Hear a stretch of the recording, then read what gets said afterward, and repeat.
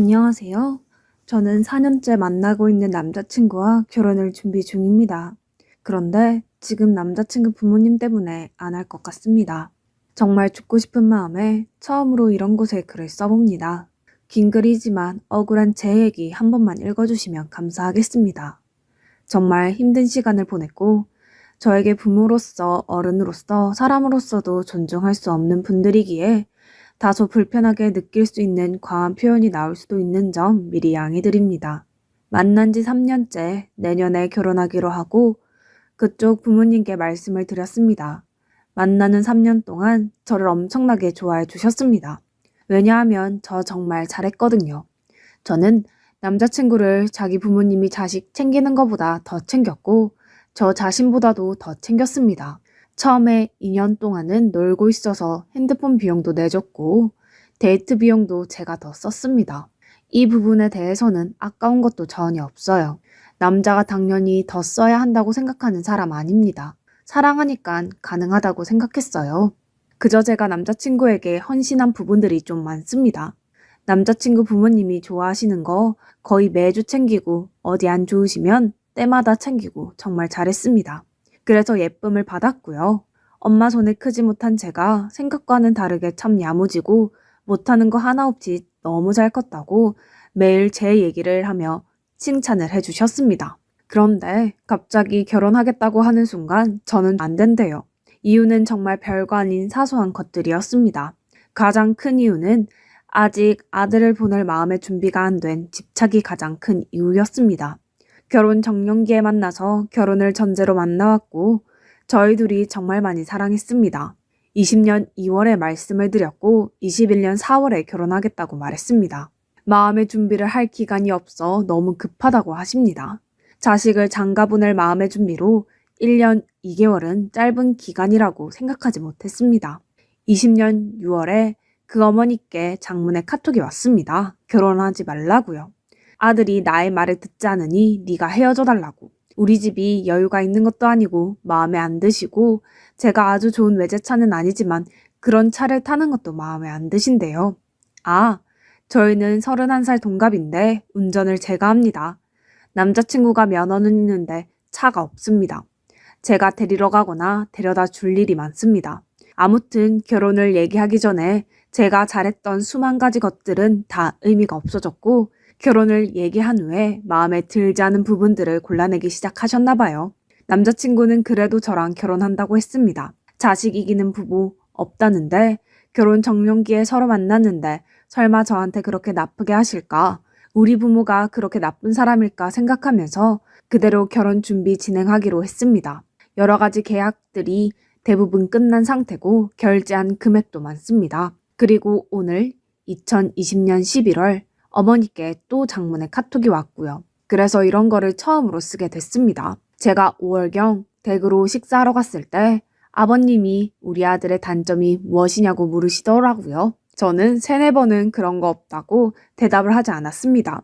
근데 계속해서 물어보시더라고요. 그냥 이건 제가 대답해야 끝이 나는 것이었어요. 그래서 옆에 있는 남자친구한테 뭐가 있지 하면서 정말 남자친구의 단점을 알고 있음에도 머리가 하얘져서 생각이 안 났습니다. 그래서 정말 모르겠지만 우유부단한 점이라고 하고 근데 저의 단점이 계산적인 면이라서 생각하는데 저희는 부족한 점이 서로 반대라서 서로가 보완해 줄 수 있어서 오히려 좋다고 생각한다고 대답을 했습니다. 그랬더니 어머님이 주방에 계시다가 나는 우리 아들이 미안하지도 않은데 사과하고 그런 부분 별로 마음에 안 든다고 하시더라고요. 그래서 갑자기 왜 이 이야기를 하시지 생각하고 말았습니다.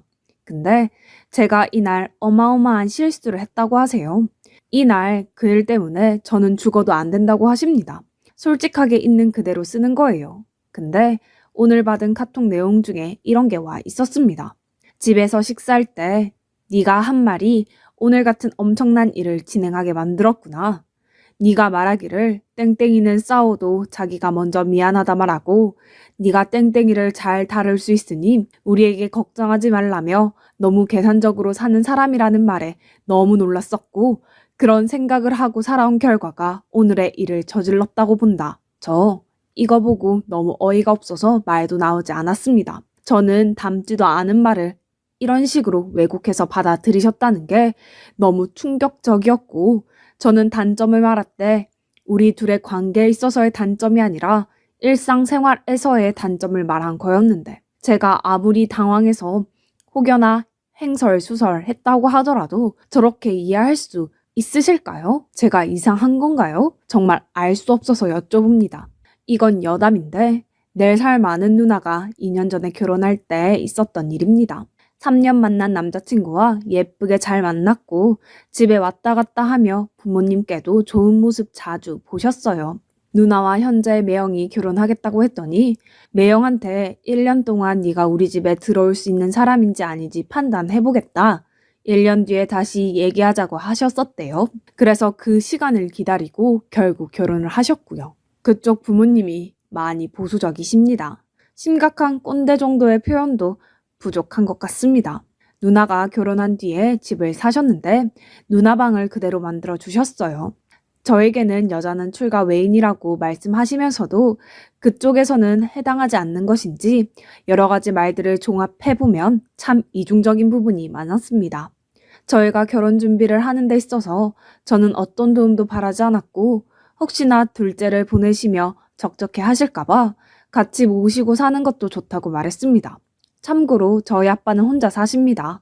혼자 저와 제 동생을 키우셨으며 제가 이렇게 말했더니 친구들 주변 사람들 모두 미친 소리 하지 말아라. 저처럼 생각하는 사람 요즘 없다고 합니다. 근데 저는 엄마 없이 자랐고 혼자 컸습니다. 혼자 있는 시간이 많았고 그렇게 자라와서 그런지 시끌벅적하게 사람이 많이 사는 집이 항상 부러웠습니다. 그래서 그쪽 부모님과 같이 사는 것도 정말로 좋아서 그렇게 말씀을 드렸습니다. 물론 이건 죽어도 안 된다고 하시기 전에 마음이었습니다.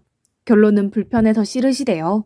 우리 가족의 문화가 바뀌어지는 것 같다고 하셨고 우리가 부족해서 아들밖에 준비 못 해주신 것 같아서 자존심이 상하시대요. 그리고 그렇게 생각하는 요즘 애들 많다고 그거 별로 대단한 거 아니라고요.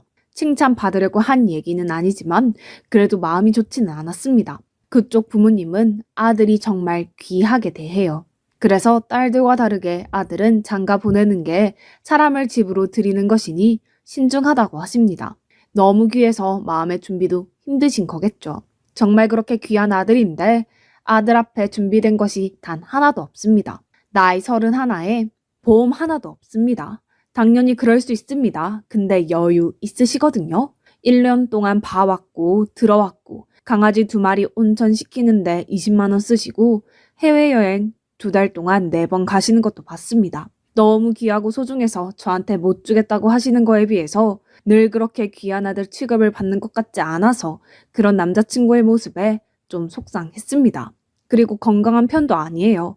건강검진 해볼 나이가 찼다고 생각해서 몇 년 전에 제가 검진을 시켰는데 동맥경화와 고혈압 직전, 지방간 등등 충격적인 결과가 나와서 결과지 어머님도 보셨다는데 그때도 버터에 고기 부어주시고 쌀밥에 집에서 먹는 음식들 건강을 전혀 신경 안 써주시더라고요. 남자친구는 건강검진하면서도 저 혼자만 걱정하고 챙기고 그랬습니다.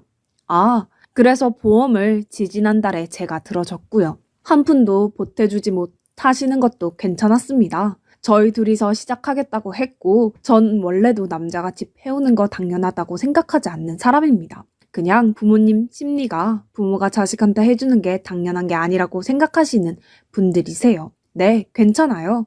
근데 자식에게 희생하지 않는 삶을 살겠다고 매일같이 말씀하셨던 분들께서 왜 아들의 인생은 마음대로 결정 지으시려고 하시는 걸까요? 워낙 고집이 세시고 원하는 대로만 이루어져야 하는 성격이라고 하십니다. 그래서 아들의 인생도 아들이 얼마나 정신적으로 힘든 시간을 보내던지 상관없이 원하는 대로 이루고 싶으신가 봐요. 남자친구가 원래 비혼주의자였습니다. 저를 만나면서 결혼 생각을 하기 시작했고 여태 사회생활 제대로 해본 적도 없고 20대 후반까지 놀다가 취업을 했으니 힘들었을 거예요. 그리고 약간 험난한 직업군이라 주 6일을 일하며 그렇게 노는 거 쉬는 거 좋아하는 애가 정말 힘들게 버티길래 왜 그렇게 힘들게 버티냐고 했더니 저랑 결혼하려고 그렇다는 말을 듣고 원래도 결혼을 생각하고 평생 함께 할 거라고 생각은 했지만 이제 정말 믿어도 되겠구나 싶었습니다. 아들이 이런 이유로 열심히 살기 시작했는데 뭔가 목표 의식을 부모님이 무너뜨리시니까 많이 힘들어 했습니다. 스트레스로 인해 역류성 식도염, 지루 피부염 등 아픈 부분들이 생겨서 또 마음이 아팠습니다. 저도 3개월간 날마다 울고 지금까지 계속 악몽을 꾸고 있습니다. 남자친구 부모님께서 제가 자는 시간 내내 저를 찾아오시는 꿈도 꾸고 저번 주에 꿨던 꿈은 지금도 생생합니다. 아무튼 저도 아주 힘든 시간을 견디고 있지만 남자친구가 가장 많이 알아주고 있고 또 남자친구는 중간에서 더 많이 힘들었을 거예요. 그리고 남자친구 원래 비혼주의자입니다. 평생 결혼 생각이 없던 사람입니다. 저를 만나면서 결혼을 생각하고 열심히 살기 시작했던 거예요. 근데도 눈 하나 깜짝 안 하십니다. 그냥 저는 안 되나 봐요. 그런데요, 저는 여기서 그분들을 더는 존중하지 않겠다고 생각했습니다. 저는 한때 예뻐해 주셨다고 해도 남이잖아요. 미워하실 수 있어요. 저는 상처 주실 수도 있어요. 결혼 정년기에 결혼 전제로 만나서 파토나는 제 인생을 그분들께서 걱정할 거리도 되지 않는다는 거 이해하고 있습니다. 근데 아들이 이렇게나 힘들어하는데 져주지 않으시는 모습을 보니 결국엔 아들을 잃게 되더라도 나의 뜻대로 되어야 한다고 생각하시는 거잖아요. 사랑하는 제 남자친구가 결론적으로 소중한 아들 취급을 못 받는다고 느껴졌습니다. 저는 거기서 너무 화가 났고 이제는 어른으로서도 존중할 수 없겠다 싶었습니다. 저는 첫째 딸이고 아빠가 저를 많이 신뢰하고 믿으세요. 남자친구는 둘째고 누나랑 나이 차이가 좀 나서 그런 것인지 부모님께서 아직 미성숙하다고 생각하시고 약간 모자란 취급도 하십니다. 실제로 아가라고 부르세요. 저희 아빠가 저는 시집 보내줄 부모가 아빠 혼자라서 빨리 결혼했으면 하시는데요. 여러 가지로 불안하신가 봐요. 건강도 좋지 않으시고요. 처음에 그쪽 부모님께서 결혼을 미루라고 생각해보라고 하시며 아버지는 뭐라고 하시니? 라고 하셨을 때 이 말씀을 드렸습니다. 저희 아빠는 이런 마음이시고 그래서 저희가 아직 준비가 충분히 되지 않았음에도 저의 결정을 지지해 주시고 도와줄 수 있는 부분은 도와주시겠다고 하시는 것 같다. 그리고 건강이 좋지 않으시다는 부분도 말씀을 드렸습니다. 서로 결혼한다고 말씀을 드렸고 준비하는 과정에서 당사자도 아닌 부모님께서 파토 내시는 게 너무 하찮고 작은 저의 인생이라도 그분들께 배려받을 거리가 되지 못했다는 것도 너무 힘들었고 조건적으로 따지고 싶지 않지만 이렇게까지 밀쳐지니 억울한 마음이 생기기 시작했습니다. 돈도 제가 더 많이 벌어오고요. 비록 이혼 가정이지만 저희 아빠는 준비해 두신 게 있으셔서 도와주실 여유도 많으십니다. 그리고 저희가 결혼한다니까 사람들이 저는 아쉽게 하는 결혼이고 남자친구는 진짜 잘 가는 장가라고 합니다. 그런 말 듣고 좋은 건 아닌데 누구나 그렇게 생각하는데도 그래도 난 그쪽 집에서 인정 못 받는구나 했습니다. 결국 제가 잘 나가는 것은 중요한 게 아니었어요. 그분들께 그냥 골칫거리인 제가 이 세상에서 없어지는 걸 원하시는 거예요. 사지 멀쩡하고 모자람 하나 없이 남부럽지 않게 예쁘게 잘 키워준 나도 아빠의 소중한 딸인데 그 정도로 취급하시니까 너무 서로 정신적으로 힘들었습니다. 저희 아빠 자랑 조심스럽게 조금만 해볼게요. 저희 아빠는 40대 중반으로 보이는 60대 초반이세요. 자기 관리 아주 잘하고 멋쟁이라 제 주변에 저희 아빠 팬이 엄청나게 많아요. 어릴 때 시골에서 너무 가난하게 자랐고 그 사정으로 인해서 아예 어릴 때부터 친척 손에 맡겨 자라셨습니다. 그때 가난하게 자랐던 게 한이 되어서 자수성가하시고 현재 부족함 없이 서초동에 25년 넘게 살고 계십니다. 어릴 때 돈 없었던 게 한이 돼서 지금은 명품 외에는 걸치지 않으십니다. 에르메스를 즐겨 입으시고요. 5천만 원 조금 넘는 롤렉스를 차시는 아주 그냥 매우 멋있는 성공한 남자예요. 저희 아빠가 사치만 즐기는 건 아니에요. 아빠는 힘든 시절 때문에 기부를 많이 하시는데 제가 태어났을 때부터 지금까지 여러 곳에 적지 않은 돈을 30년째 하고 계십니다. 지나가는 배달 오토바이가 아빠 차를 끌고 가도 괜찮다고 하시는 분입니다. 언제나 남을 도와라 나보다 못한 사람 먼저 생각하라고 배워서 저도 그 부분을 많이 담기는 했어요. 아무튼 저희 아빠는 정말 멋진 사람이에요. 엄마랑 이혼하고 재혼 안 하고 저랑 제 동생 뒷바라지 다 하며 키워주신 저에게 너무 소중하고 든든한 분이십니다. 옛날에는 저희 아빠가 여자는 집안일 해야지 얻을 여자가 가부장적이고 그런 마인드이셨던 분이셨습니다. 근데 동생이 오랜 시간 동안 속을 좀 많이 썩였거든요. 그 세월 속에서 아빠는 자식은 내 마음대로 되는 게 아니라는 걸 알게 되셨고 뭔가 시대에 맞게 많이 변화하셨습니다. 저희는 예물 생략하겠다고 했는데도 그래도 남자친구한테 시계 하나는 아빠가 사주고 싶다고 하더라고요. 그리고 저희 아빠 예비 사위한테 부담 주지 않으려고 식사하는 자리에서 질문도 한 개 안 했습니다. 얼마 전 얘기하다가 알게 된 건데 아빠는 저를 데려갈 남자는 현금으로 5억은 준비해 와야 한다는 게 기준이었대요. 듣고 어이가 없었는데 그 정도는 가져와야 저를 줄 수 있다는 거예요. 왜냐하면 저는 아빠의 소중한 딸이니까요.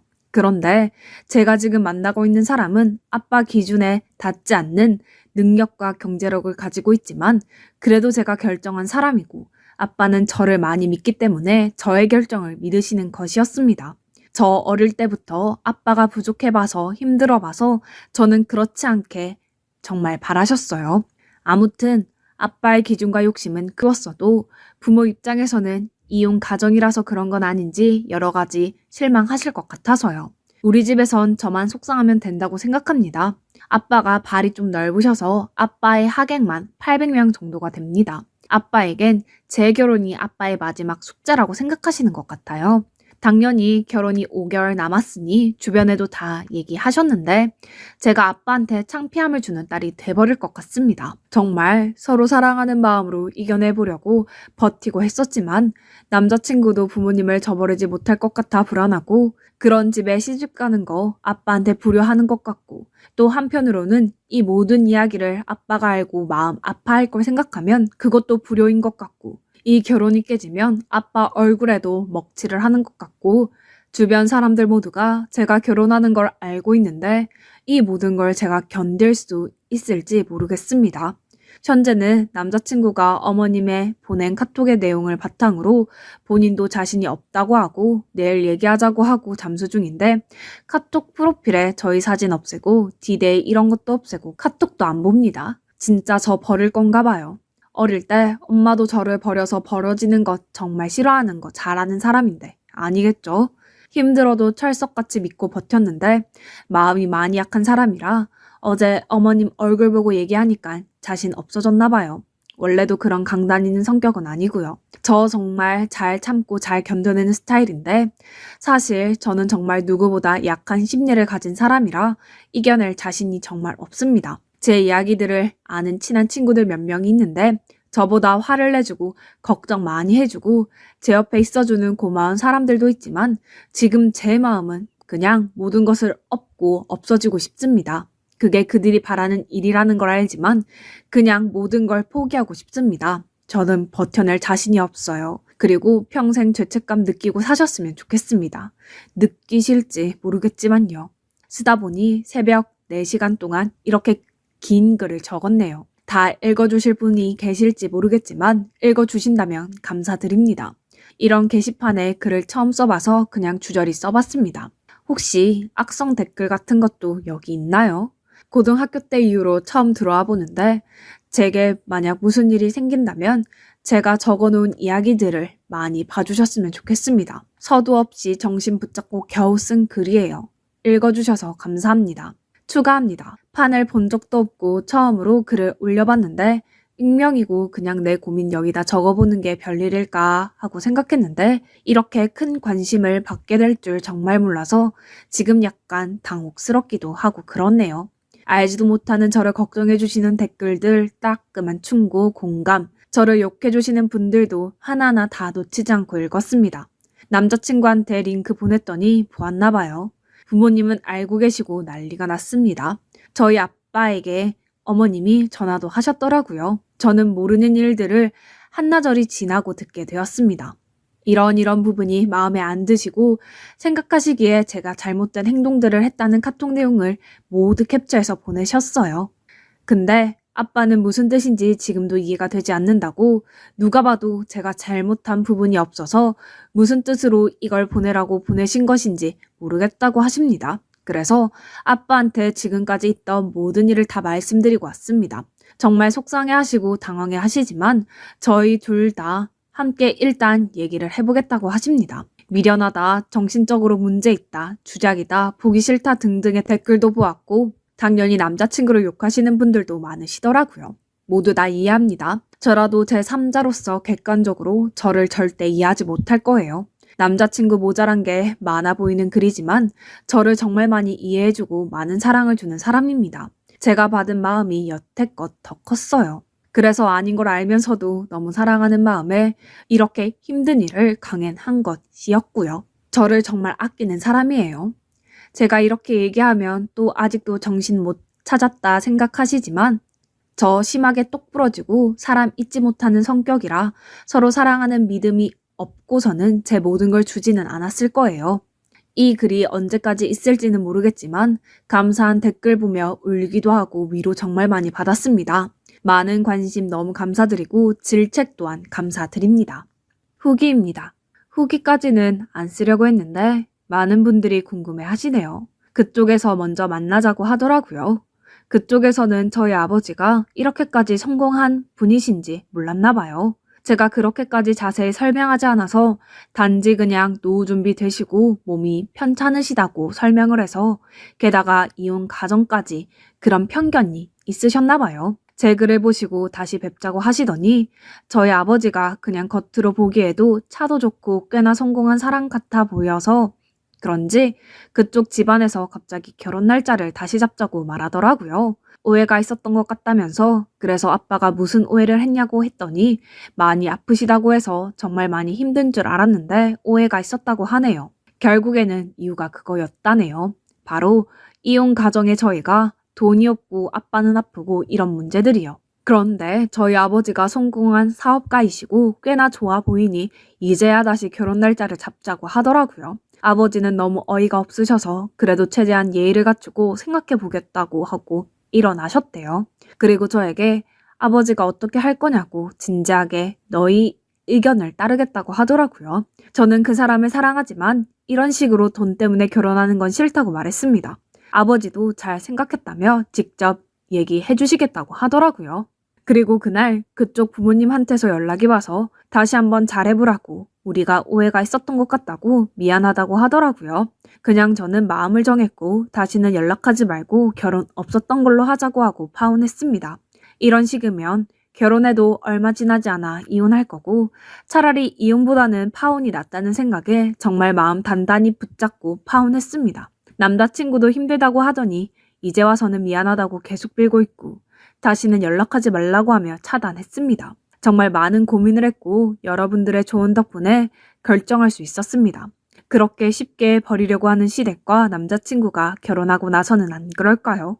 정말 이혼보다는 파혼이 낫다는 생각이 이럴 때 하는 것 같습니다. 긴 글이지만 읽어주셔서 감사합니다.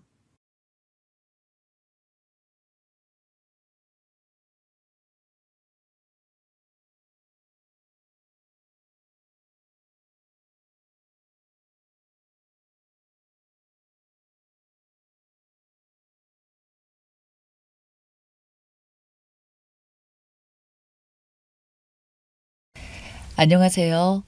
저는 지금으로부터 20년 전 시골에서 고등학교를 졸업하고 어려운 집안 사정에 돈을 벌겠다는 꿈 하나만 가지고 도시로 직장을 구해 나왔습니다.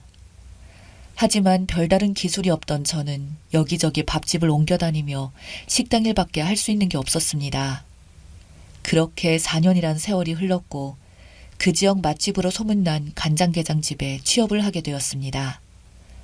손님이 끊이지 않는 간장게장 가게는 아침부터 저녁까지 정말 쉴 틈이 없었습니다. 거기다 사장님은 손님에게 매우 친절하고 너그러우신 분이었지만 직원들에게는 깐깐하기로 유명했습니다. 갈 곳 없던 저는 가게 영업이 끝나면 이곳 쪽방에 머물게 해준다는 사장님의 말씀에 선택의 여지가 없었습니다. 그때 제 나이 25살, 사장님의 나이 45살이었습니다. 사장님은 그 나이가 되도록 결혼을 하지 않으셨지만 돈에 대한 욕심 그리고 간장게장에 대한 자부심이 대단하셨습니다. 그렇게 저는 그곳 식당에서 일을 하게 되었고 사장님은 식당이 한가해지면 사장님 집에 가서 청소며 빨래를 하고 오라고 집안일까지 시켰습니다. 저는 어린 나이였기에 식당에서 일하는 것과 사장님 집 청소를 하는 것을 당연하게 생각했습니다. 어차피 저는 월급을 받는 종업원이었으니까요. 그러던 어느 날 제가 청소를 하는데 사장님이 집에 오셨고 저는 그 이후로 낮에는 식당, 밤에는 집안일은 물론 밤을 보내야 했습니다. 그러던 중 저는 원하지 않던 임신을 하게 되었습니다. 그래서 사장님께 임신을 하였다고 말씀을 드렸습니다. 그랬더니 다짜고짜 방으로 들어가셔서 제 짐가방을 하나 챙겨 던지시면서 무서운 말씀을 하셨습니다. 배가 불러가지고 가게 왔다 갔다 하는 꼴은 내가 못 보니까 지우고 와. 어떻게 자기 핏줄한테 그럴 수가 있으세요? 핏줄은 개뿔. 내가 초등학교 졸업하자마자 아버지한테 간장게장 전수받아서 밤낮 없이 돈 벌어서 동생들 대학 다 가르쳐서 뒷바라지 다 했어. 동생들 다들 자기가 잘나서 그런 줄 아는데 자식이라고 다를 게 있겠어? 너도 정신 차려. 수술비 이거 하나면 충분할 거야. 이거 갖고 가서 어디 가서 몸조리 하고 와. 나는 내가 할 말 다 했다. 하고는 대문을 쾅 닫고 들어가셨습니다. 저는 사장님이 쥐어준 봉투를 들고서 문 닫힌 대문을 애타게 두드렸지만 결국 문은 다시 열리지 않았고 그렇게 쫓겨나다시피 해서 1년 반 만에 가게를 떠나게 되었습니다. 그리고 저는 혼자서 딸아이를 낳았습니다. 그런데 딸아이가 커가면서 내 딸이 조금씩 이상하다는 걸 알게 되었습니다. 3살이 되었는데도 말도 잘 못하고 말을 하더라도 한 단어만 반복하거나 제 눈을 마주치지 못해 말을 하고 있으면 제 가슴이 답답해서 가슴을 치게 되었습니다. 그래서 결국 병원을 찾았더니 자폐 증상이 있다고 하더라고요. 저는 고개를 저었습니다. 왜 나한테 이런 일이 벌어지는지, 아빠 없이 지금껏 잘 키워왔는데 이 아이를 앞으로 어떻게 키워야 할지 너무도 막막했습니다. 그리고 앞으로 병원 다니고 치료에 드는 비용 어떻게 감당해야 할지 저는 어쩔 수 없이 간장게장 사장님 가게를 찾아갔습니다. 여전히 장사는 잘 되고 있고 사장님도 여전히 냉정했습니다. 제가 가게로 들어가자 저를 기억은 하고 있었던지 놀라면서 손을 잡아 끌며 가게 건너편 가게로 데려오셨습니다. 그러면서 하시는 말씀이 여긴 네가 웬일이야? 우리 아기가 아파요. 좀 도와주세요. 지금 무슨 소리 하는 거야? 우리 아이라니. 네가 어디 가서 뭔 짓을 하고 다니다가 낳은 애인지 모르겠는데 우리 아이라고? 말 같은 소리 그만하고 다신 내 앞에 나타나지 마. 그렇게 엄포를 놓고는 자리를 떠나셨습니다. 저는 온몸이 부들거리고 소름이 끼쳐서 그 자리에서 움직일 수가 없었습니다.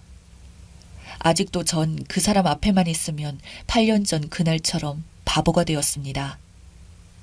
그렇게 큰맘 먹고 찾아갔던 그 이후 저는 제 가슴을 치며 독해져 갔습니다. 이젠 제가 아니라 이 아이를 위해서라도 그리고 그 짐승만도 못한 인간에게 그 죗값을 치르게 하기 위해서라도 길을 쓰고 살아야 했습니다. 감사하게도 장애인을 위한 다양한 제도들이 있어 사회복지사로부터 도움을 받을 수 있었습니다. 그리고 저는 우리 딸아이가 제게 태어난 것을 후회하지 않도록 정말 열심히 키웠습니다.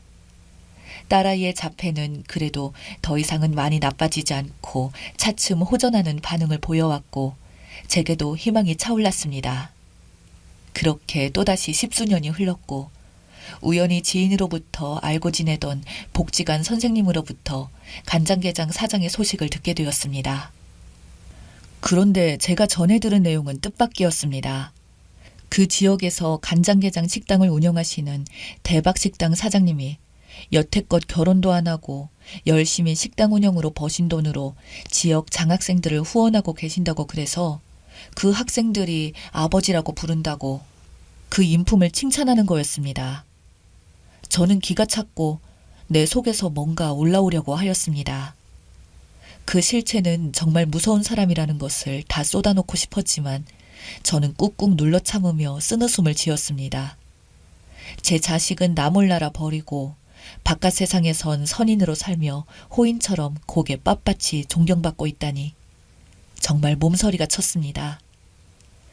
그리고 마지막이라는 생각으로 간장게장 사장가게에 제 딸의 손을 잡고 다시 찾아갔습니다. 그런데 바쁜 시간이라며 저를 크게 한번 보더니 건너편 가게에 가서 기다리랍니다. 저는 카페에서 1시간 이상을 제 딸아이와 기다렸습니다. 바쁜 시간이 좀 지났는지 박 사장은 카페로 들어왔고 제가 딸아이에게 인사를 시켰습니다. 진아야, 네 아버지야. 아직 성취하는 아이지만 아이는 박 사장께 인사를 했고 박 사장은 그런 제 딸을 보고는 혀를 찼습니다. 야, 내가 지금 자식들이 얼마나 많은데 네가 감히 이런 걸 내 핏줄이라고 우기는 거야? 사장님은 하나도 안 변하셨네요. 어디서 굴러먹다가 지금 날 찾아와서 냅다 협박하면 통할 줄 알았어? 아무리 그래도 피는 못 속여요. 너 말 한 번 잘했다. 내 피에서 이런 모자란 게 나왔다고? 아무리 그래도 어떻게 그런 말씀을 하세요? 너 입 조심해. 내가 이래봐도 사회적인 지위와 체면이지. 왜 창피하게 하니? 너 돈이 필요해서 그래? 그럼 가게 나와서 일해. 내가 월급 줄 테니까. 내가 참 기가 차서. 쟤가 내 딸이라고? 간장게장 사장은 한심하다는 듯 저와 제 딸을 번갈아 훑어보더니 자리를 떴습니다. 뭐? 모자란다고? 저는 제 딸을 무시한 사장의 태도에 지금껏 참아왔던 분노가 치밀어 올랐습니다. 그리고 결심했습니다. 이 빚은 꼭 갚겠다고요. 저는 더 이상 20년 전에 제가 아니었으니까요. 저는 다음 날 그 사장 가게로 찾아갔고 가게에서 종업원으로 일을 시작했습니다. 그리고 저는 그때부터 친자 확인에 필요한 여러 가지 증거들을 수집할 목적에만 몰두를 했습니다. 그러나 좀처럼 기회가 오지 않았습니다. 그러다 사장이 매주 목요일 바쁜 시간이 지나면 어디론가 간다는 것을 알게 되었습니다. 그렇게 저의 미행이 시작됐고 저는 간장게장 사장이 한가한 시간대 모텔을 드나든다는 것과 그 모텔 함께 가는 여자가 다방 아가씨들이라는 걸 알게 되었습니다. 아가씨는 한 아가씨도 아는 건지 돌아가면서 바뀌는 상황이었습니다. 어느 날 저는 디데이를 정하고 월차를 내고 모텔 앞에서 아가씨를 기다렸습니다. 그리고 아가씨에게 부탁을 하였습니다. 방에 들어가서 사장에게 수면제를 탄 음료를 마시게 해달라고. 물론 사례금으로 현금 10만 원을 함께 건넸습니다. 그렇게 저는 사장이 잠든 틈을 타서 사장의 머리카락을 채취하였습니다. 그리고 친자 확인 검사에 들어갔고 친자 확인서를 제 집에 보관하여 두었습니다. 내 나이는 이제 45살이 되었고 사장의 나이 65살이었어요. 그래, 내가 죽기 전에 피 같은 내 딸에게 아비인 간장게장 사장의 재산을 꼭 쥐어주리라 결심했습니다. 그리고 저는 아무 일도 없었다는 듯 일상으로 돌아왔고 사장의 철면피 같은 두 얼굴에 헛구역질이 올라왔지만 그때마다 입술을 깨물며 버텼습니다. 그리고 가게에는 박 사장의 여동생이 얼마 전부터 가게를 돕고 있었는데 그 동생은 대학을 나와 결혼도 하고 잘 살면서도 자꾸 사장한테 간장게장 분점을 내고 싶다고 레시피를 탐내고 있었습니다. 그럼에도 사장은 동생들은 다 필요 없다면서 분점은커녕 레시피도 알려주지 않았습니다. 그렇게 혼자만 영웅으로 사회에 인정 많은 인간으로 이기적으로 살아가는 사람이 사장이었습니다.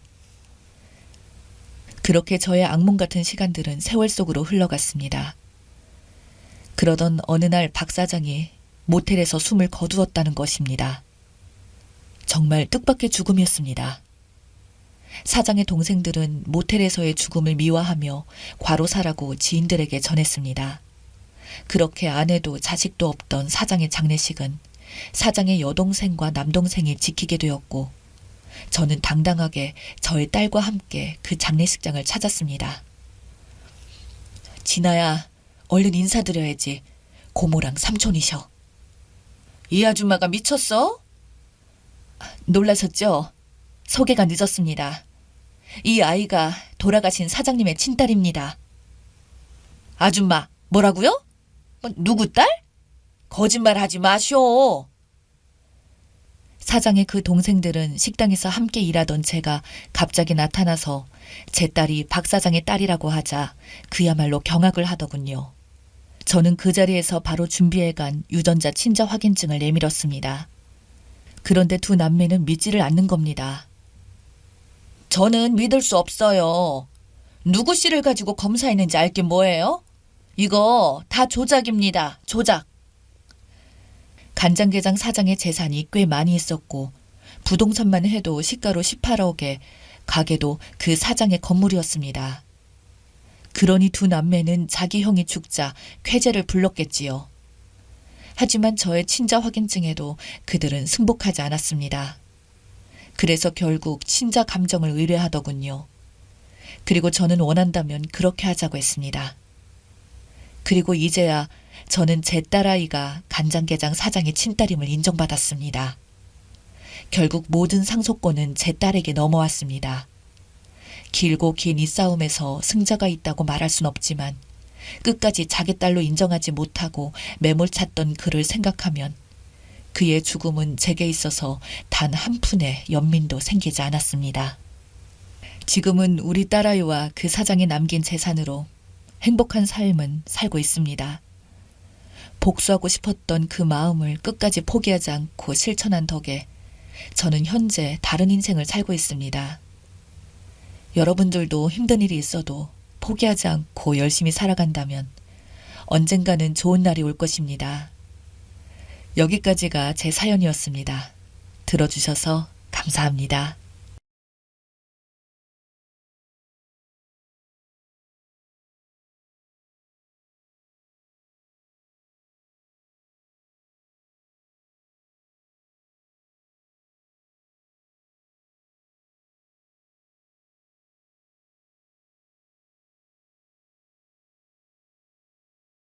안녕하세요. 너무 힘든 고민이 있어서 이곳에 글을 적습니다. 저는 33살이고 남편은 34살, 둘 다 어리지 않은 나이에 결혼을 했습니다. 남편이 공기업에 다니는데 직종상 여초인 곳이라서 20대 후반, 그리고 남편 또래의 여성 동료들이 많습니다. 남편은 제가 자기 맘에 안 드는 행동, 예를 들면 밑반찬이 없다거나 빨래를 제깍제깍 안 한다거나 하면 늘 내가 아는 여자 중에서 네가 가장 떨어진다. 우리 동료 중에는 맞벌이 하면서도 집안일, 육아 완벽하게 다 하고 직장 생활도 잘하는 여자들이 있는데 넌 왜 못하느냐 라는 말을 종종 합니다. 저는 야근이 많은 직종에서 일하고 있어서 연봉은 남편하고 비슷하지만 퇴근이 기본 9시, 10시입니다. 그래도 남편은 밥을 안 먹고 기다립니다. 본인은 저녁에 아내가 차려주는 따뜻한 식탁 받는 게 평생 꿈이었대요.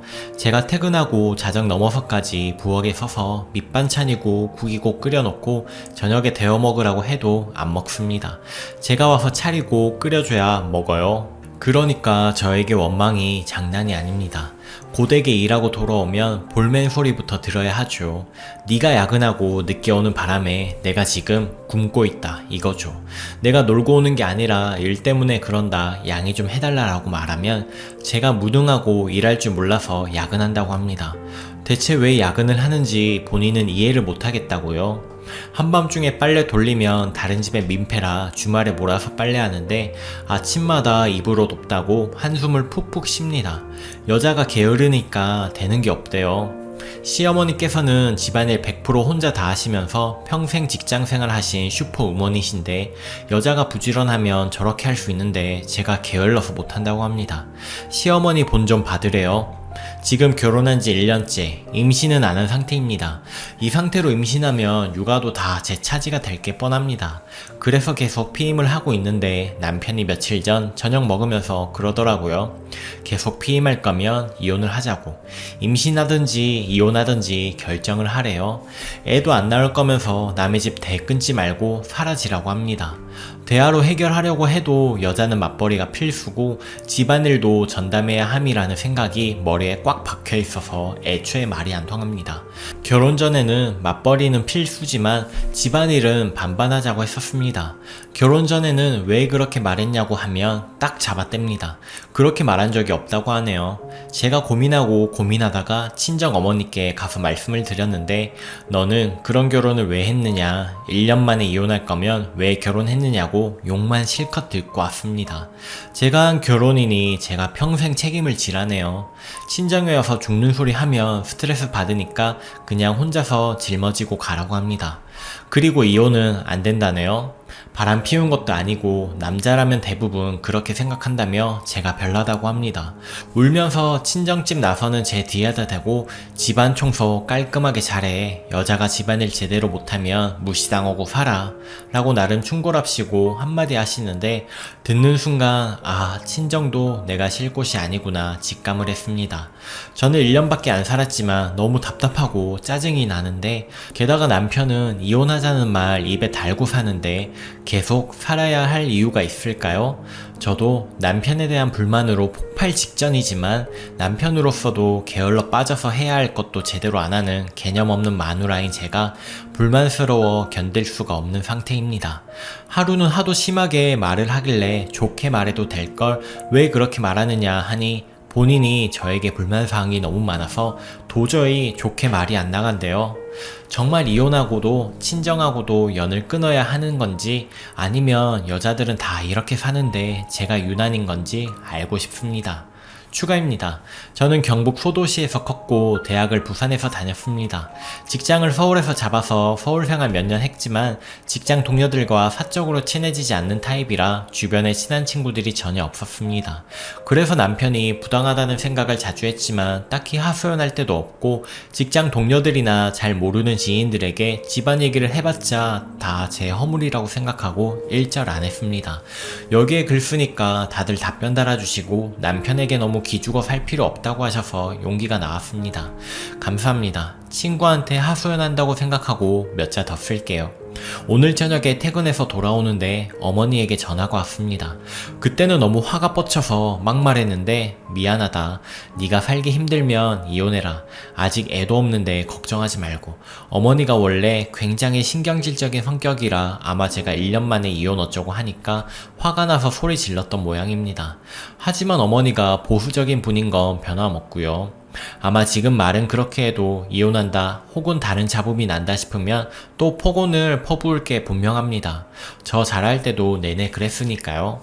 친정 어머니에게는 사실 큰 기대를 안 하고 있습니다. 서두가 길어졌네요. 이 이야기를 쓰려는 게 아니고 오늘 밤에 남편하고 얘기를 좀 했습니다.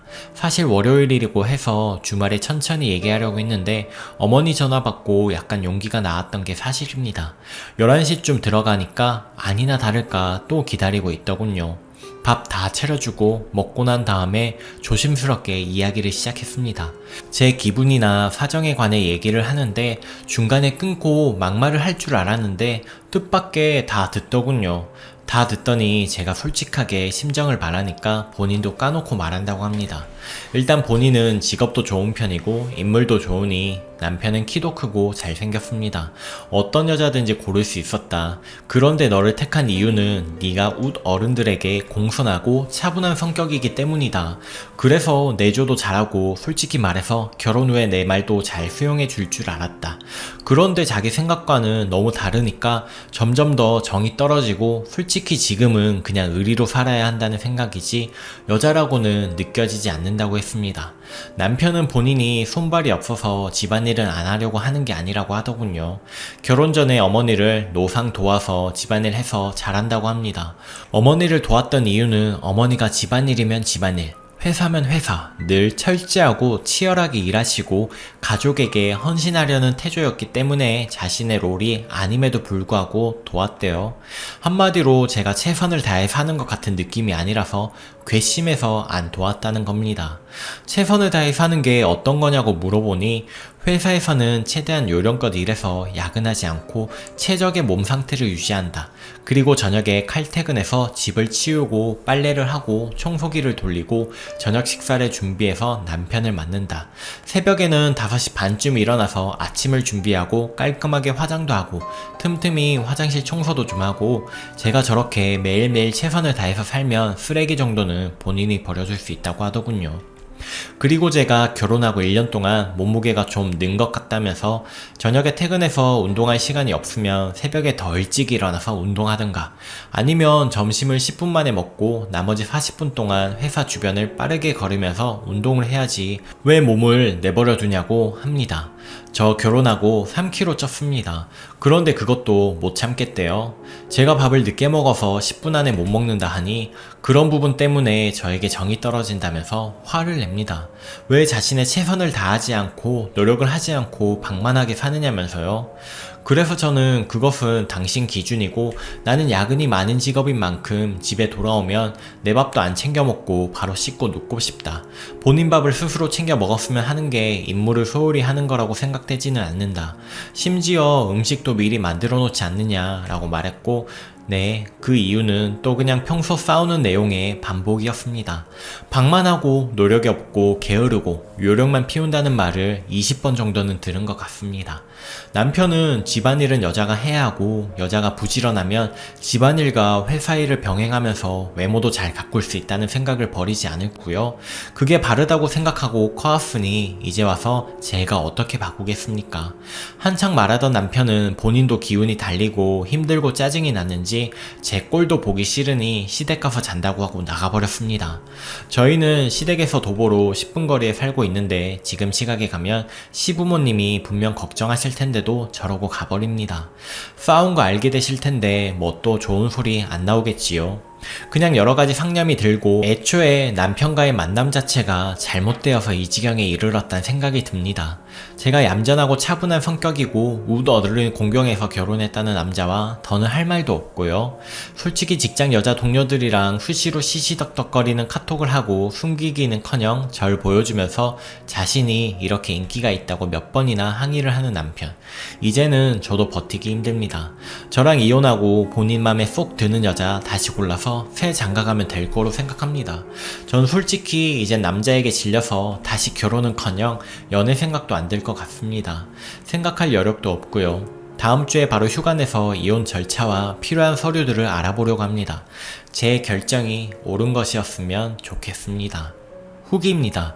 글 올리고 난 뒤에 많은 일이 있어서 아예 정리 자체가 안 돼서 올릴 생각을 안 하고 있었는데 오늘 휴가를 내서 혼자 방 안에 앉아 이런저런 생각을 해보니 대충 정리가 되어 제 마음도 정리할 겸 이렇게 글을 남겨봅니다. 남편하고 심하게 언쟁하고 다음 주 주말쯤 제가 남편에게 이혼 얘기를 꺼냈습니다. 사실 남편은 진짜 말을 잘합니다. 제가 듣다가 아 내가 뭘 잘못했나 싶을 정도로 잘합니다. 그런 남편과의 대화에서 늘 자괴감과 고통만 받았기 때문에 저는 길게 얘기하고 싶지 않았습니다. 최대한 간결하게 이야기하고 싶었는데 남편이 그리 두질 않거든요. 남편은 육하원칙과 이야기의 외면적 뜻, 내면적 가진 뜻까지 다 파헤쳐야 직성이 풀리는 사람이기 때문입니다. 제가 남편에게 우리 서로 잘 맞지도 않고 무엇보다 당신이 요구하는 상황을 내가 따라가기가 너무 힘들어서 이혼했으면 한다 라고 말했더니 남편이 얼굴이 시뻘개지더라고요.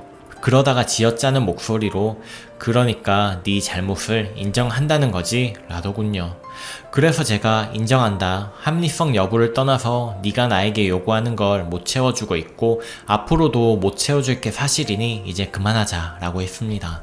그랬더니 남편이 난 네가 그 말 하기를 바랬다 라고 하더군요. 이혼하자고 하길 바랬다고 하니까 제가 스스로 잘못을 인정하고 본인에게 잘못한다는 걸 인정하길 바랬다고 합니다. 남편 말에 의하면 제가 야근 때문에 저녁밥을 못 해주면 저녁 못 해줘서 미안해라고 말하지 않고 너무나도 당연하게 반찬이랑 밥 해놨으니까 직접 네가 차려 먹어라 라고 했다고 합니다. 본인 생각에는 그건 미안해야 하는데 전혀 미안해하지 않았대요. 나머지도 다 그런 식이었습니다. 집안일, 며느리 노릇, 남편 뒷바라지는 다 아내의 몫인데 자신이 해야 할 일을 제대로 하지도 않으면서 돈을 버니까 덜 해도 된다는 식의 자기 합리화를 하는 게 싫었다고 합니다. 제가 가만히 듣고 있다가 다시 말했습니다. 여보, 그 모든 게 여자의 일이란 건 내가 집안일을 전업으로 할 때 이야기야. 같이 일해서 돈을 버니까 내가 100% 돌봐주지 못하는 걸 미안하게 생각할 건 없다고 봐.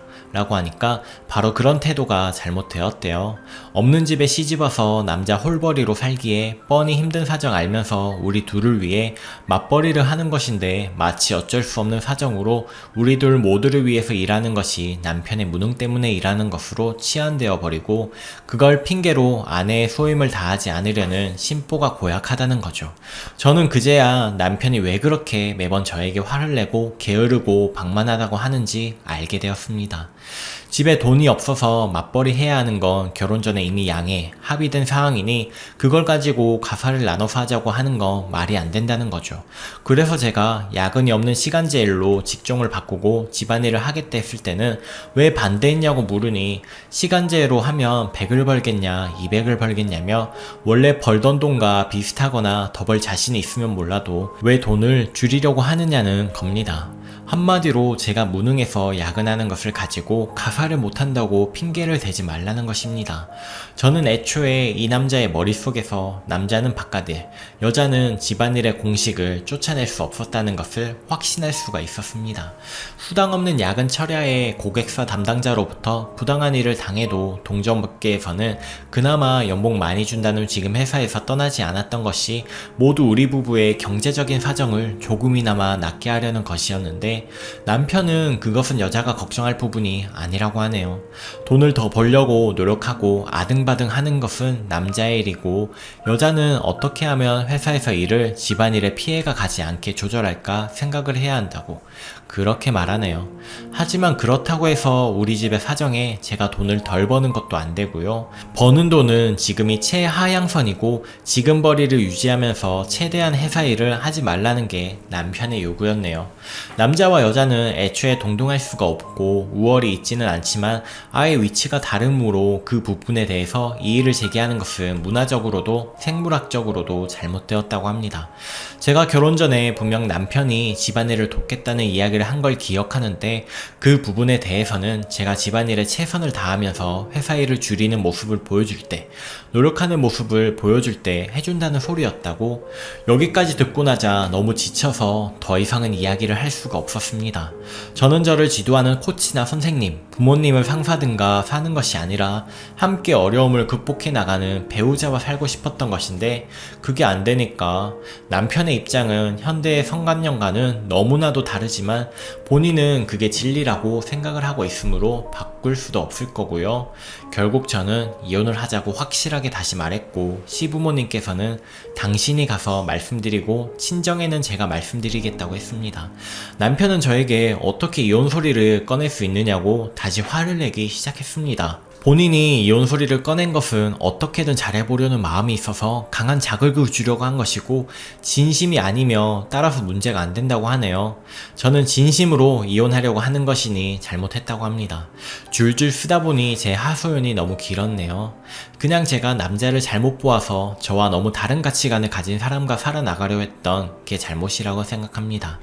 이후 시댁에서도 친정에서도 좋은 소리는 못 들었으나 격가지 이야기 같으니 이 부분은 그냥 줄일게요. 저와 남편의 이야기로도 이미 정말 긴 글이 되어버려서 저번 주말에 이혼을 끝까지 반대하면 이혼 소송을 할 것이다. 당신이 나에게 폭언을 하고 부당한 대우를 한 것에 대해서 관련 문자, 메일 등이 있다. 전화는 녹음하지 못했습니다. 내가 마음이 확고하니 이제 포기해라 라고 말해놓았습니다. 여러분도 결혼 전에 나이 찼다고 괜찮은 사람처럼 보인다고 바로 결정하지 마시고 남편의 가치관과 인생관, 성격 등을 정확히 검증해보시고 결혼을 하세요. 제가 그 부분이 부족하여 오늘 이런 꼴을 당하게 된 것 같습니다. 긴 글 읽어주셔서 감사합니다. 후기 2. 한 달여 만에 글을 씁니다. 근데 아직 이혼은 안 했습니다. 결론부터 말하면 별거 상태고요. 일단 그동안 있었던 이야기를 간략하게 하자면 이혼 얘기 나오고부터는 저희 회사 일에 더욱 집중하고 집안일은 거의 안 했습니다. 남편은 뭐 거품 물고 거의 넘어가죠. 일단 집에 딱 들어설 때부터 엄청나게 열받아 있습니다. 집안 꼴이 어수선하고 저녁도 안 만들어져 있다고 정말 처하는 거죠. 저는 그냥 퇴근하면서 저 먹을 거 포장해 오거나 먹고 들어오는데 그렇게 한 달 가까이 하고 포장해온 포장지도 재활용 모으는 통에다 씻어서 쌓아놓을 뿐 버리지 않았거든요. 참다 못한 남편은 그 통을 막 걷어차고 재활용 쓰레기 사방에 날아다니고 그러더니 싱크대에서 지 나오게 생겼다고 소리를 지르고 거의 발작을 하는데 저는 집에서 음식을 해먹은 적 없으니 당신이 해먹은 건 치우고 설거지를 하라고 하고 안 했습니다. 집은 점점 거지꼴이 되어가고 밥솥에 남은 찬밥은 아무도 치우지 않아서 곰팡이가 났더군요. 물론 안 치우고 바로 닫았습니다. 이 지경이 되고 나니까 저는 제가 이혼하자고 하면 남편이 굉장히 흔쾌히 헤어져 줄 줄 알았는데 네가 나 버리고 가면 뭐 잘 될 줄 아느냐. 그나마 나니까 너 받아주고 참아주고 사는 거다. 네가 언제까지 젊고 예쁠 줄 아느냐. 살도 찌고 인물도 타고나길 못나서 남편은 저희 친정 사람들이 다들 평균 이하로 못생겼다고 합니다. 애초에 글러먹었다 하는 식으로 지속적인 비하와 폭언을 했습니다. 그러면서 이혼 절차 밟는 것에 대해서는 비협조적이고요. 말이라도 예쁘게 하면 생각이라도 다시 해보겠는데 곧 죽어도 자기 아쉬운 소리는 안 합니다. 잘못했다는 말도 물론 없고요. 그리고 이혼한다고 하니까 시부모님께서 절 잡으시더라고요. 특히 시어머니께서는 당신께선 남편이 성격이 별나다는 걸 아셨다고 아내 힘들게 할 거 알았는데 아들 장가 보내고 싶은 욕심에 결혼한다는 거 그냥 뒀다고 저한테 미안하다고 하시더군요. 아들도 안 하는 사과를 시어머니께서 하시니 참 솔직히 아들 잘못 키우셨다고 생각합니다. 하지만 평생 회사 일에 집안일, 육아까지 도맡아서 환갑에 벌써 허리가 굽어가기 시작하시는 그분을 차마 외면하지 못하겠더군요. 제가 참 무른 인간인 것 같아요. 제가 이러니까 당하고 살았구나 싶습니다. 스스로도요. 하지만 남편 얼굴은 진짜 보기가 싫었습니다. 제가 더 많은 돈 보태서 마련한 집이라서 제가 나가기도 싫었고요. 어느 날 남편이 집골이 너무 더러워서 병 걸릴 것 같아서 집에 오기 싫다길래 잘됐다 싶어서 그럼 나가 살라고 했습니다. 남편은 시댁에 갔고요. 시부모님이 전화를 해서 둘이 좀 떨어져서 생각해보라고 남편은 시댁에서 데리고 있겠다고 하시더군요. 그리고 지금 2개월 넘게 흘렀습니다. 설 때 시댁에 갔더니 남편이 없더라고요. 시댁에서는 그냥 회사 일 때문에 나갔다고 하는데 그 회사 평일에도 출장 안 보내는데 설 때 어딜 보낼 리가 없다고 생각합니다. 친구를 만나러 가서 밤새 안 들어오는 거든지 여자를 만나서 안 들어오는 거든지 전 좋습니다. 가출도 남편이 먼저 한 거고 여자가 생기면 그건 그것대로 좋다고 생각해요. 전 놓아주겠죠. 집은 내놓은 상태고요. 이 집 팔리면 바로 각자 냈던 돈 나눠서 협의 이혼할 생각입니다. 남편이 뭐라고 생각하는지는 모르겠는데 본인도 여자 생기면 맘 바뀔 거라고 보고요. 여자 엄청나게 좋아해서 분명 금방 생길 거예요. 안 되면 올해 안에 소송 이혼 가야죠. 뭐 남편 없으니까 스트레스 안 받아도 되고 매 끼니 챙길 걱정 안 해도 되니까 회사 일도 잘 되고 아주 좋습니다. 이런 결혼을 애초에 왜 했나 싶을 정도네요. 나이 쫓겨 결혼한 게 이렇게 제 인생에 걸림돌이 될 줄은. 그나마 애가 없어서 얼마나 다행인지. 나이 쫓겨 결혼한 게 이렇게 제 인생에 걸림돌이 될 줄은. 그나마 애가 없어서 얼마나 다행인지. 후기 3. 판에 진짜 오랜만에 들어오네요. 제 소식 궁금해하실 분이 있을 것 같아 소식 남깁니다. 남편과 협의 이혼했습니다. 2월에 글은 올해까지는 그래도 두고 보자 식으로 생각하고 올렸는데 정말 그 이후 단 몇 달도 못 버티겠더라고요. 제 나름대로는 엄청나게 참고 살아서 그런지 저도 그러한 상태고 남편도 최근에 안 거지만 새 여자가 생겼습니다. 22살 대학생인데 시어머니께 들으니 대학 학비 남은 거 다 대주고 대학원도 자기가 보내줄 거라면서 남편이 아주 난리랍니다. 시어머니는 그 여자분 너무 어리고 철도 없는 것 같다고 싫어하시던데 남편이 좋아하면 결국 결혼하겠죠. 처음에 저 붙잡던 남편도 저런 사정으로 자기가 몸이 달아 빨리 이혼하고 싶어서 난리더군요. 22살 대학생, 내 집에서는 결혼을 극렬히 반대하고 있긴 한다고 합니다. 하지만 결국 결혼할 것 같긴 한데 고소하다고 생각하는 제가 졸렬한 거겠죠. 지방에서 살다가 서울 와서 친구도 없고 마음 붙일 데도 없었는데 판에서 글 쓰고 큰 위로를 받았습니다. 정말 감사합니다. 집은 이혼 전에 정리해서 저희가 돈 낸 만큼 나눠 가졌습니다. 그동안 500 정도 올랐던데 남편이 달란 말은 없더군요. 집안 살림들은 괜찮은 건 중고나라에 내놓고 나머지는 중고 물품 매매하는 업체에 넘기고 이도저도 아닌 건 버렸습니다. 물건이 새 것이 아니라서 그런지 중고나라에 내놓은 건 일주일 만에 다 팔렸고요. 이혼 후에는 혼자 살긴 하지만 결혼했을 때 썼던 가구나 집기를 쓰고 싶은 생각이 없네요. 자꾸 생각날 것 같아서요. 친정에 가면 어머니가 자꾸 우시고 이제 어떡하느냐고 그러셔서 이번 추석도 갈까 말까 고민하고 있습니다. 그 부분이 참 힘드네요. 좋은 모습 보여드리고 싶었지만 일이 된 건 저도 착잡하네요. 하지만 더는 눈치를 보거나 내 몸이 아파 죽어도 희생해야 하는 삶이 아니라는 거.